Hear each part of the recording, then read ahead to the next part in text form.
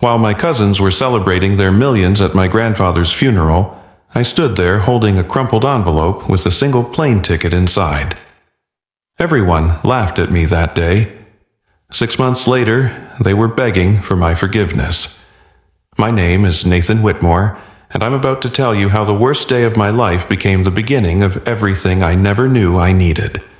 But first, let me introduce you to the players in this game my grandfather orchestrated from beyond the grave. There was Preston, my older cousin, standing there in his $5,000 Armani suit, already practicing his CEO speech for the company employees. Mallory, his sister, was barely hiding her excitement behind her designer sunglasses, probably planning which Instagram filter would best capture her new yacht. Their parents, Vernon and Beatrice, stood like vultures who'd finally found their feast, my uncle's hand already reaching for the papers the lawyer was holding. And then there was me, the high school history teacher who drove 3 hours in a Honda Civic that needed new brakes just to say goodbye to the only person in this family who ever really saw me. Grandfather Roland built an empire from nothing, turned a single fishing boat into Whitmore Shipping Industries, and everyone wanted their piece of his kingdom. Everyone except me. I just wanted 5 more minutes to play chess with the old man who taught me that the most powerful moves are the ones nobody sees coming. That funeral wasn't just about saying goodbye to Roland Whitmore. It was the day I learned that sometimes the smallest gift carries the biggest secret, and sometimes the people laughing at you are standing on ground that's about to crumble beneath their feet. My alarm went off at 5:30 a.m. every weekday, just like it had for the past 6 years since I started teaching at Lincoln High School in Detroit. The ceiling in my one-bedroom apartment had the same water stain I'd been staring at for 3 years, shaped like the state of Texas if you squinted hard enough. My neighbor's dog was already barking, right on schedule, and I could hear Mrs. Chen starting her morning exercises through the paper-thin walls. This was my life, predictable, modest, and completely different from the world I'd grown up in. You see, being a Whitmore meant something in certain circles. It meant yacht clubs and private schools, summer houses and stock portfolios. But for me, it meant choosing between paying rent and fixing my car's transmission, because I'd walked away from all of that to teach teenagers about the Revolutionary War and the Great Depression. My father Dennis understood that choice. He was the only one who ever did. Dad died when I was 15, a heart attack at his desk while reviewing contracts for his brother Vernon's division of grandfather's company. He'd spent his whole life being the responsible one, the reliable one, the one who never complained when Vernon took credit for his ideas.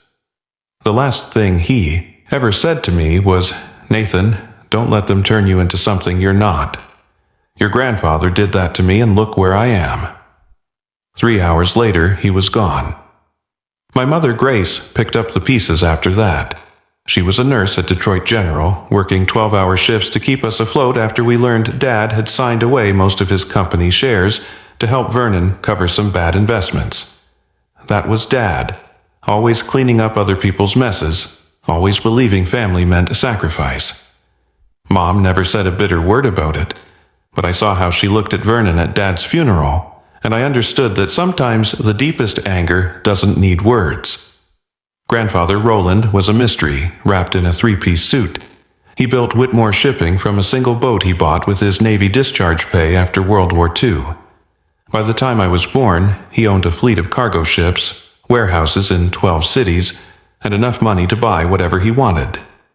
But here's the thing about my grandfather. He didn't believe in giving. He believed in earning. Every birthday card came with a $20 bill and a note that said, "Make it worth more." Every Christmas gift was something practical, like books about business or certificates for online courses in accounting. The only time Grandfather Roland seemed genuinely interested in me was during our Sunday chess games. It started when I was 10, right after I'd won my school's chess tournament. He showed up at our apartment one Sunday morning, set up a board, and said, "Show me what you've got." I lost in 12 moves, but he came back the next Sunday and the next, and eventually those games became the one constant between us. "You play like your father," he told me once, Too worried about protecting your pieces, not focused enough on winning the game. Maybe I don't want to sacrifice everything just to win, I replied. He actually smiled at that, the first real smile I'd ever seen from him. Maybe that's why you're the only one who still interests me, Nathan. Preston and Mallory never understood those chess games. Preston was too busy shadowing grandfather at the office, learning about profit margins and tax shelters. He'd gotten his MBA from Wharton, grandfather's alma mater, and never let anyone forget it. Every family dinner turned into Preston's personal TED Talk about market optimization and strategic acquisitions. He spoke in buzzwords and PowerPoint slides, turning every conversation into a business pitch. Mallory took a different approach.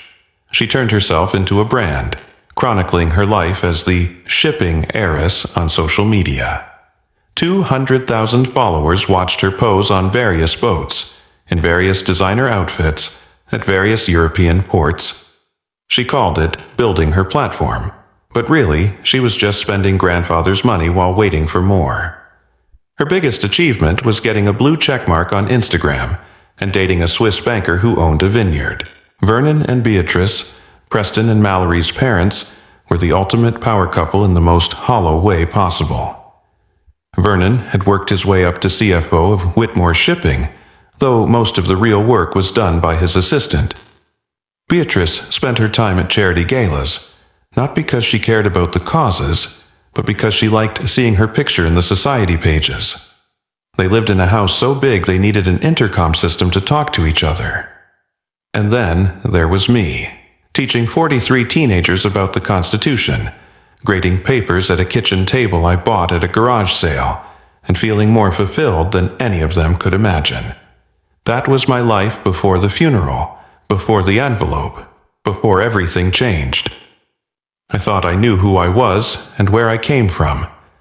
Turns out I was watching the wrong pieces on the board all along. The Rochester Country Club had never felt more suffocating than it did that October afternoon. Grandfather Roland had specifically requested his will be read here, in the same oak-paneled room where he'd negotiated his biggest deals over brandy and cigars.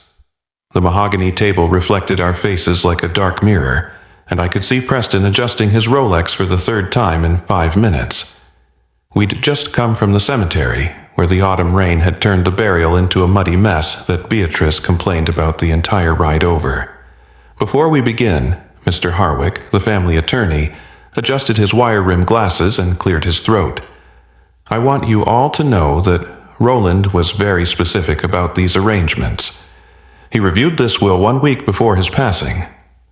Vernon leaned forward, his hands already forming fists of anticipation. We understand, Harwick. Roland discussed the succession plan with me extensively. That was a lie, and everyone knew it. Grandfather never discussed business outside the office, and he certainly never promised anything to anyone. But Vernon had been telling anyone who'd listen that he was taking over as CEO, that Preston would be his right hand, and that the family legacy was secure. Let's proceed then. Harwick opened the leather-bound folder. To my eldest son, Vernon Whitmore, and his wife Beatrice, I leave the estate in the Hamptons and the investment portfolio contained an account ending in 4471. Beatrice grabbed Vernon's arm, her diamond bracelet catching the light. The Hamptons house. Oh, Vernon. He did remember how much we loved it there. To my grandson, Preston Whitmore, Harwick continued, I leave Whitmore Shipping Industries and all its operational assets, with the condition that he maintains current employment levels for at least 1 year. Preston stood up so fast his chair scraped against the floor. I knew it, Grandfather. I won't let you down. He was already pulling out his phone, probably to update his LinkedIn profile to CEO. To my granddaughter Mallory Whitmore, I leave the Manhattan penthouse on Central Park West and the yacht, Serenity, currently moored in Newport. Mallory let out a squeal that could have shattered crystal. The penthouse? Oh my God, do you know what that's worth? And the yacht, my followers are going to die. Mr. Harwick turned to me.